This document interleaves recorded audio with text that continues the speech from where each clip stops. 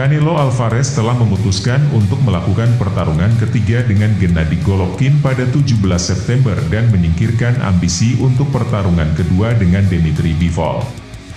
Canelo mengatakan pertarungan dengan Golovkin akan diumumkan dalam beberapa hari mendatang. Canelo akan mempertahankan 4 gelar kelas menengah supernya melawan Golovkin.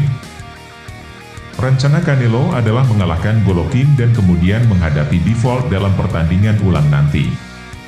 Kita mungkin tidak akan melihat Canelo melawan Bivol lagi sampai Mei mendatang.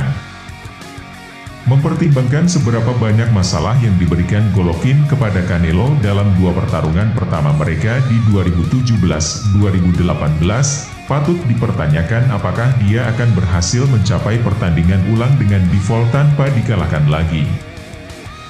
Jika Golovkin cepat belajar, dia bisa memberi Canelo kekalahan kedua berturut-turutnya dengan mengikuti cetak biru yang dibuat oleh juara kelas berat ringan WBA Bivol.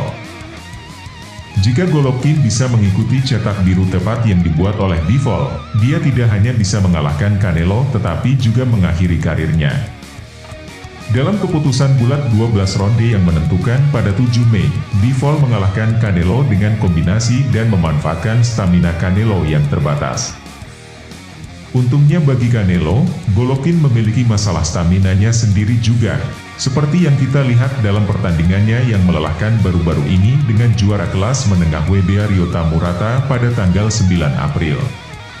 Golovkin tampak compang-camping setelah 3 ronde, dan satu-satunya hal yang menyelamatkannya adalah kekuatannya.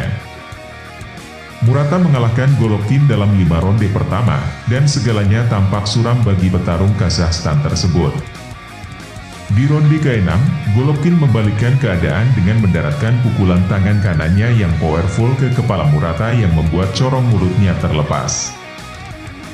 Setelah terkena pukulan itu, Murata tidak punya apa-apa lagi, membuatnya mudah bagi Golovkin yang berusia 40 tahun untuk mengendalikan pertarungan dan menang dengan penghentian pada ronde ke-9. Kami sudah memiliki kontrak dengan Golovkin, jadi kami harus melanjutkan apa yang kami mulai, kata Canelo kepada ESPN Knockout. Saya pikir itu adalah dua pertarungan terbesar dalam tinju, pertarungan dengan Golovkin dan pertandingan ulang dengan Bivol, kata Canelo, terdengar sangat mirip dengan promotornya Eddie Hearn dengan kata-kata itu. Sayangnya, kami kalah, tetapi itu tidak berarti saya tidak akan mencoba lagi, kata Alvarez tentang kekalahannya dari Bivol.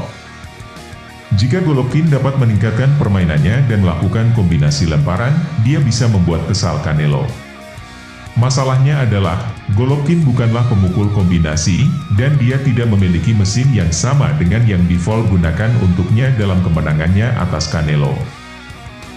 Bivol tampak di sepanjang ronde bertarung seperti di ronde pertama melawan Canelo dan tidak menunjukkan tanda-tanda kelelahan, bahkan di ronde-ronde selanjutnya. Seseorang dapat merasakan bahwa Bivol bisa saja meledakkan Canelo jika dia mengeluarkannya dari ronde pertama dan menekannya dengan keras di ronde terakhir. Yang penting di sini adalah ketekunan, dan kami akan melakukannya lagi, kata Canelo. Yang pasti kami akan kembali pada September. Dan dalam beberapa hari mendatang, kami akan mengumumkan pertarungannya.